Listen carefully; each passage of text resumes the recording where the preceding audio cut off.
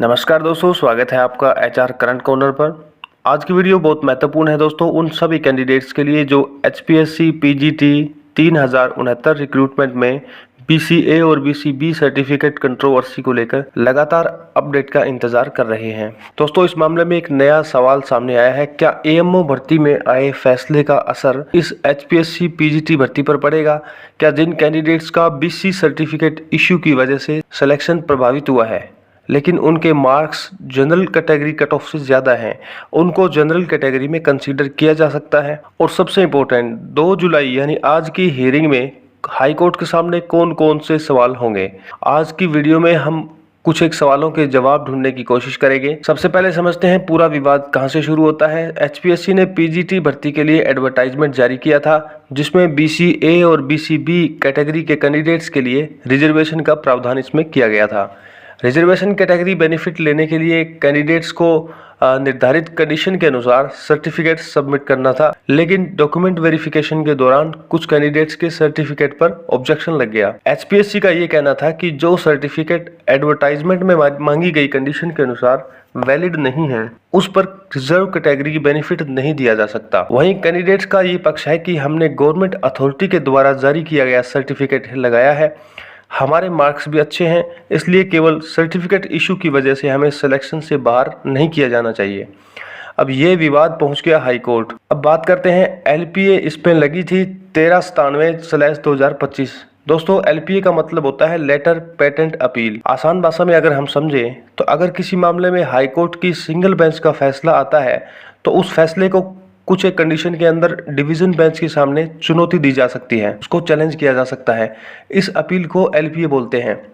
इस मामले में एलपीए 1397/2025 इसलिए इम्पोर्टेंट है क्योंकि इसमें बीसीए और बीसीबी सर्टिफिकेट वैलिडिटी का मुद्दा डिवीजन बेंच के सामने आया। डिवीजन बेंच का फैसला आगे आने वाले कनेक्टेड केसेस के लिए इम्पोर्टेंट रेफरेंस बन जाता है। मुख्य सवाल ये था कि क्या रिजर्व कैटेगरी बेनिफिट लेने के लिए कैंडिडेट्स के पास एडवर्टाइजमेंट की शर्तों के अनुसार वैलिड सर्टिफिकेट होना जरूरी है।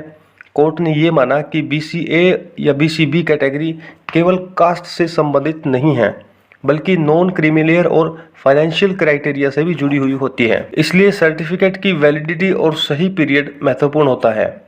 अब यही बात एचपीएससी पीजीटी के मामले में भी चर्चा का विषय बनी है। अब आते हैं एएमओ और रिक्रूटमेंट केस पर। एएमओ मामले में मुख्य सवाल था, अगर किसी कैंडिडेट का रिजर्व कैटेगरी सर्टिफिकेट इशू में आता है, उस पर इशू होता है, अगर किसी कैंडिडेट का रिजर्व कैटेगरी सर्टिफिकेट इशू होता है लेकिन उसने कोई रिजर्वेशन बेनिफिट नहीं लिया, एज रिलैक्सेशन नहीं ली, फीस में कोई कंसेशन नहीं लिया और उसके मार्क्स जनरल कट ऑफ से ऊपर भी हैं, तो क्या उसको जनरल कैटेगरी में कंसिडर किया जा सकता है? इस तरह का आर्ग्यूमेंट कोर्ट के सामने रखा गया कि मेरिट को केवल कैटेगरी सर्टिफिकेट की टेक्निकल प्रॉब्लम के कारण पूरी तरह खत्म नहीं किया जाना चाहिए। अब यही प्रिंसिपल एचपीएससी पीजीटी कैंडिडेट्स के लिए चर्चा का विषय है, लेकिन यहाँ एक इम्पोर्टेंट बात को समझना बहुत जरूरी है। एएमओ भर्ती का जो फैसला था वो पीजीटी भर्ती पर ऑटोमेटिकली लागू नहीं होता। कोर्ट यह देखेगा कि पीजीटी एडवर्टाइजमेंट की कंडीशंस क्या क्या हैं, कैंडिडेट्स ने कौन कौन से बेनिफिट लिए हैं और इसके अंदर जो अलग रूल्स हैं वो क्या कहते हैं। अब कुछ एक सवाल हैं जिनके हम जवाब ढूंढने की कोशिश करेंगे। अगर बीसी सर्टिफिकेट वैलिड नहीं माना गया तो क्या कैंडिडेट पूरी तरह से बाहर हो जाएगा? तो इसका जवाब ये हो सकता है कि हर कैंडिडेट की सिचुएशन पर डिपेंड करेगा। अगर कैंडिडेट ने कोई रिजर्व कैटेगरी का बेनिफिट नहीं लिया, उसके मार्क्स जनरल कैटेगरी से कट ऑफ से ऊपर भी हैं, तो जनरल कैटेगरी में कंसिडर होने का उसका आर्ग्यूमेंट मजबूत हो सकता है। दूसरा सवाल है, क्या सभी बीसी कैंडिडेट्स को जनरल में एडजस्ट किया जाएगा?